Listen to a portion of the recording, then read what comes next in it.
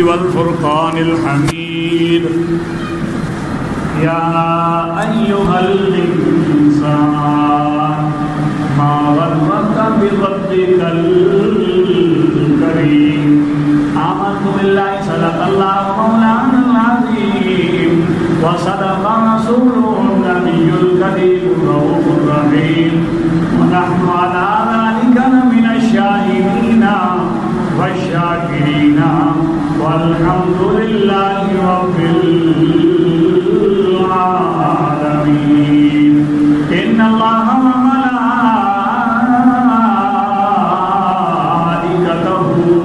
يصلون على النبي يا أيها الذين آمنوا صلوا عليه وسلموا تسليما الصلاة والسلام عليك يا سيدي يا رسول الله وعلى آلك وأصحابك يا حبيب الله الصلاة والسلام عليك يا سيدي يا رسول الله وعلى آلك وأصحابك يا نورا من نور الله مولاي صل وسلم دائما أبدا على حبيبك خير الخلق كلهم مولاي صل وسلم دائما أبدا على حبيبك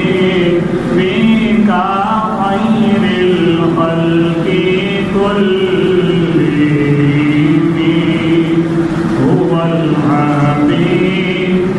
الذي ترجى شفاعته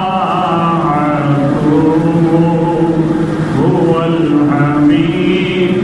الذي ترجى شفاعته لكل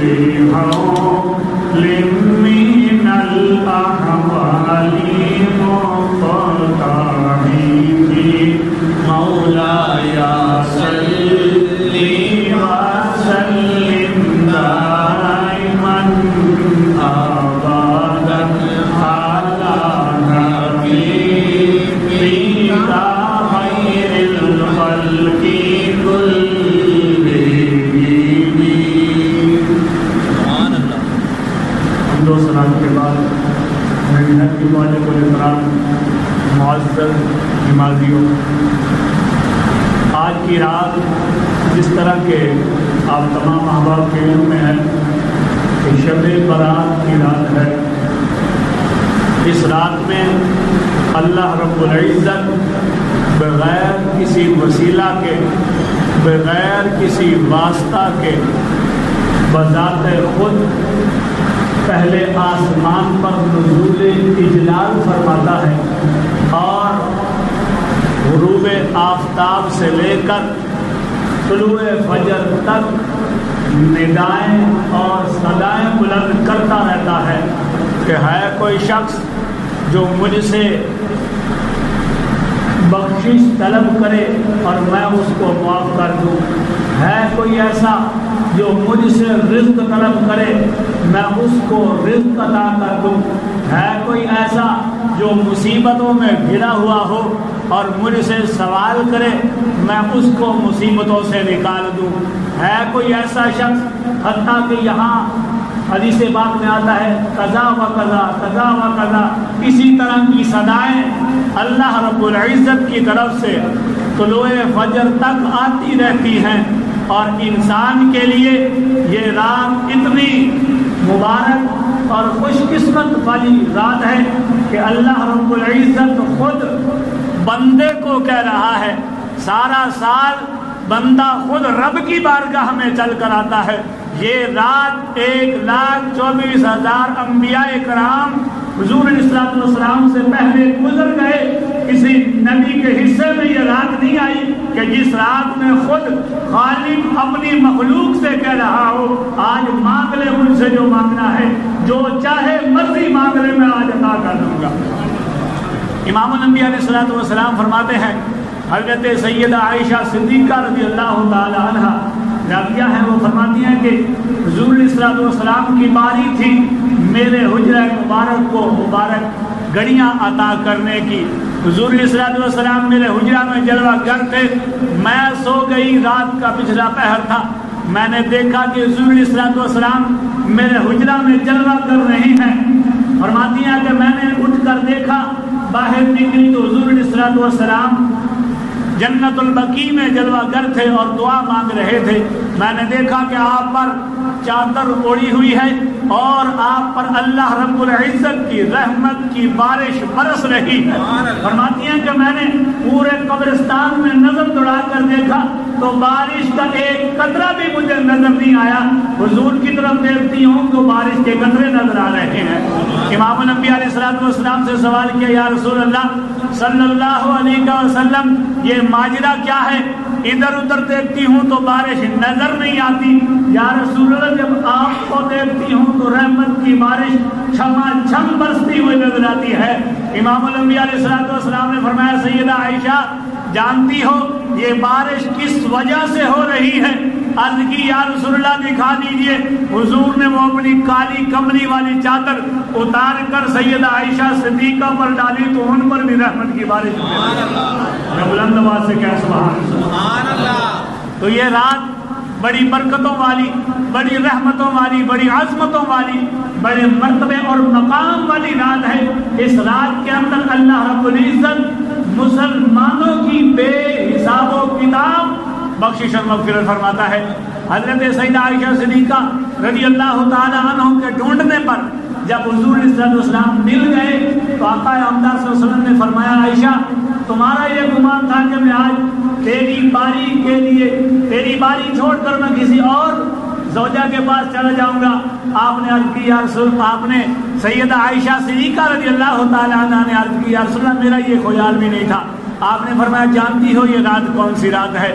آپ نے عرض کی، یا رسول اللہ میں نہیں جانتی۔ فرمایا کہ یہ شعبان المعظم کی نصف رات ہے، یعنی شعبان کی 15ویں رات ہے۔ اس رات کے اندر اللہ رب العزت بنو قلب کی بکریوں کے برابر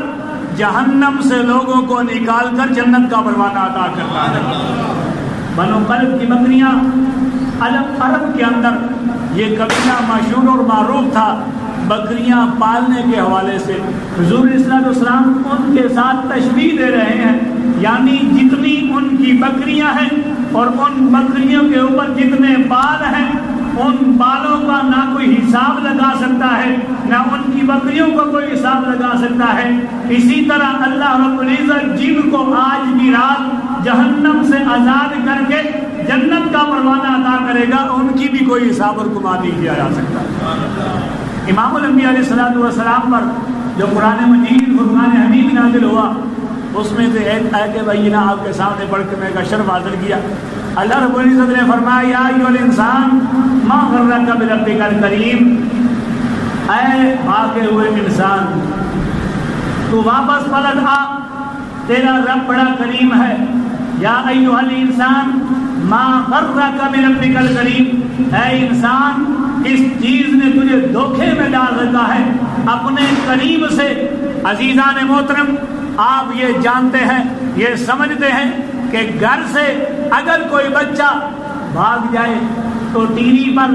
اخباروں میں اشتہارات دیے جاتے ہیں کہ فلاں رنگ کا فلاں لباس ہے، یہ چال ڈال ہے، یہ بولنے کا سٹائل ہے، یہ اٹھنے بیٹھنے کا سٹائل ہے، اور اس طرح کا ہمارا بندہ گھر سے لاپتہ ہے، اگر کسی کو ملے تو وہ گھر بھیج دے، ہمیں اطلاع کر دے، اتنا انعام دیا جائے گا۔ عزیزان محترم، نیچے نوٹ بھی دیا ہوا ہوتا ہے کہ اگر وہ شخص خود یہ اشتہار پڑھ رہا ہو تو خود واپس گھر پلٹ آئے، اس کو کچھ نہیں کہا جائے گا۔ تو قرآن مجید فرقان حمید یہی سبق دے رہا ہے کہ یا ایھا الانسان ما غرک بربک الکریم، رب کی بارگاہ سے بھاگے ہوئے، رب کی بارگاہ سے دور گئے ہوئے، اپنے رب کو ناراض کیے ہوئے، تو جن آجا آج پلٹ کے آجا، تیرا رب بڑا کریم ہے، تجھے کچھ نہیں کہے گا۔ تو عزیزان محترم، امام الانبیاء علیہ الصلوۃ والسلام یہی مضمون بیان کرتے ہوئے ارشاد فرما رہے تھے کہ جب انسان توبہ کرتا ہے تو اللہ رب العزت کتنا خوش ہوتا ہے۔ آقا نامدار علیہ الصلوۃ والسلام نے فرمایا کہ ایک شخص سفر کی ارادے سے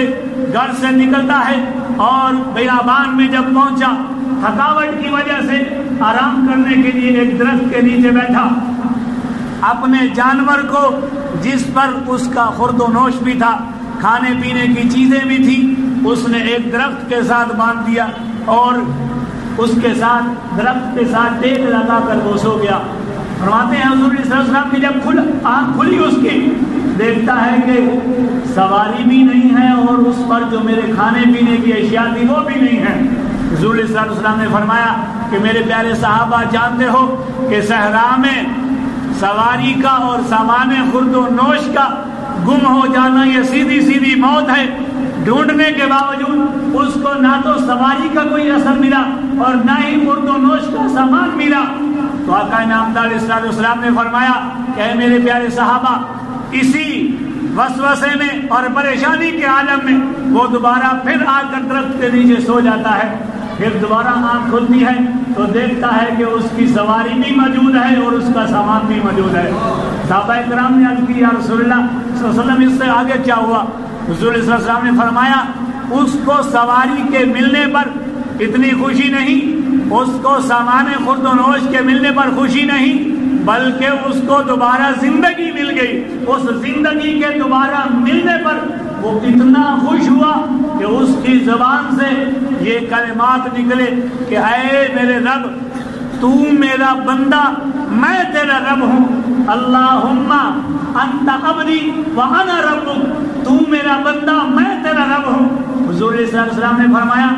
بولنا تو اس نے یہ تھا کہ میں تیرا بندہ اور تو میرا رب، لیکن وہ خوشی کے عالم میں اتنا درک گیا کہ اس کو خوشی جو ملی کہ زندگی اس کو مل گئی، وہ کلمات جو اس نے صحیح ادا کرنے تھے الٹ ادا کر دیے خوشیوں کی وجہ سے۔ حضور صلی اللہ علیہ وسلم نے فرمایا کہ صحابہ جانتے ہو اس کو کتنی خوشی ہوئی ہوگی؟ تو صحابہ نے عرض کی یا رسول اللہ بہت خوشی ہوئی۔ امام الانبیاء علیہ الصلوۃ والسلام نے فرمایا اے میرے پیارے صحابہ، جب ایک شخص اللہ رب العزت کی بارگاہ میں آ کر توبہ اور استغفار کر لیتا ہے، اللہ رب العزت اس سے بھی زیادہ خوش ہوتا ہے۔ تو عزیزان محترم، آج کی یہ رات اپنے رب کو منانے کی رات ہے، آج کی رات اللہ رب العزت کو راضی کرنے کی رات ہے۔ حضور صلی اللہ علیہ وسلم نے فرمایا انا حبیب اللہ، میں اللہ کا حبیب ہوں، اور فرمایا الشاب التائب حبیب اللہ، جو نوجوان اللہ رب العزت کی بارگاہ میں توبہ طائب ہو جائے وہ بھی اللہ کا حبیب ہے۔ اور پھر فرمایا التائب من الذنب کمن لا ذنب لہ، گناہ کرنے کے بعد جو شخص توبہ اور اللہ رب العزت کی بارگاہ میں معافی مانگ لیتا ہے وہ بھی ایسے ہو جاتا ہے جیسے اس نے گناہ کیا ہی نہیں ہے۔ عزیزان محترم، آج کی یہ رات ہمیں بہت سے سبق دے رہی ہے۔ اللہ رب العزت کی بارگاہ میں آئیں، گر گڑا کر معافیاں مانگے، اپنے کیے ہوئے پر نادم اور شرمندگی کا اظہار کریں، اللہ رب العزت ہمارے سارے گناہوں کو نیکیوں میں بدل دے گا۔ امام الانبیاء علیہ الصلوۃ والسلام نے فرمایا کہ جب انسان رب کی بارگاہ میں آ کر اپنا سر جھکا لیتا ہے تو پھر اللہ رب العزت اپنی رحمتوں اور اپنی عنایتوں کے دروازے اس بندے پر کھول دیتا ہے، اور پھر جو چاہتا ہے، جب چاہتا ہے، جتنا چاہتا ہے، جیسا چاہتا ہے مانگتا ہے، اللہ عطا کر دیتا ہے۔ دیدان محترم، آج کی یہ رات بڑی برکتوں والی، عظمتوں والی اور بڑی ہی پرکیف رات ہے۔ اس رات کے اندر اگرچہ بے شمار مواد ہے اس بات پر گفتگو کرنے کا، لیکن میں اپنی گفتگو کو سمیٹ رہا ہوں۔ جتنے ہو سکے نوافل ادا کریں، جتنا ہو سکے رب کی بارگاہ میں سجدہ سجود ہوں، جتنا ہو سکے اللہ رب العزت کی بارگاہ میں قرآن مجید فرقان حمید کی تلاوت کریں۔ حضرت امام فخر الدین رازی رحمۃ اللہ تعالی علیہ فرماتے ہیں کہ جو شخص یہ چاہتا ہو کہ میں اللہ سے ہم کلام ہوں، اللہ سے باتیں کروں، تو اس کو چاہیے کہ وہ قرآن کی تلاوت کرے۔ تو آج کی رات ہمیں اللہ رب العزت نے زندگی میں ایک مرتبہ پھر عطا کی ہے ہمیں چاہیے کہ ہم اللہ رب العزت کی بارگاہ میں آ کر سربا سجود بھی ہوں اور قرآن مجید فرقان حمید کی تلاوت بھی کریں۔ اس رات کے اندر نوافل ادا کیے جاتے ہیں، تسبیح کی نماز ادا کی جاتی ہے، اور امام الانبیاء علیہ الصلوۃ والسلام کے طریقہ کار کے مطابق، صحابہ کرام اور سلف صالحین کے طریقہ کار کے مطابق مغرب کی نماز کے بعد 6 نفل ادا کیے جاتے ہیں، 2 نفل کر کے، 2 نفل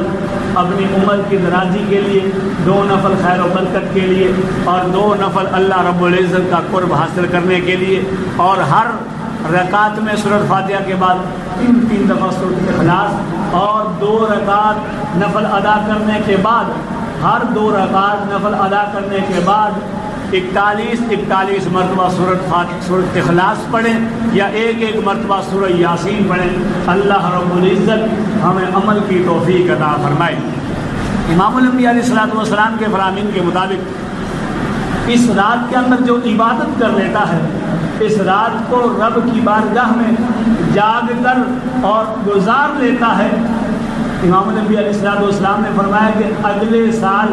اس رات کے آنے تک اللہ رب العزت اس کے جسم کو پاک اور صاف فرما دیتا ہے، اور پاک اور صاف بھی اس طرح فرماتا ہے کہ اس کو بروز محشر حضرت سیدنا یوسف علیہ نبینا کا ساتھ عطا کرتا ہے۔ اور پھر اس سے آگے کیا فرمایا جو اس رات کو عبادت کرنے کے بعد صبح کا روزہ رکھتا ہے تو اللہ رب العزت اس کو حضرت داؤد علیہ السلام کے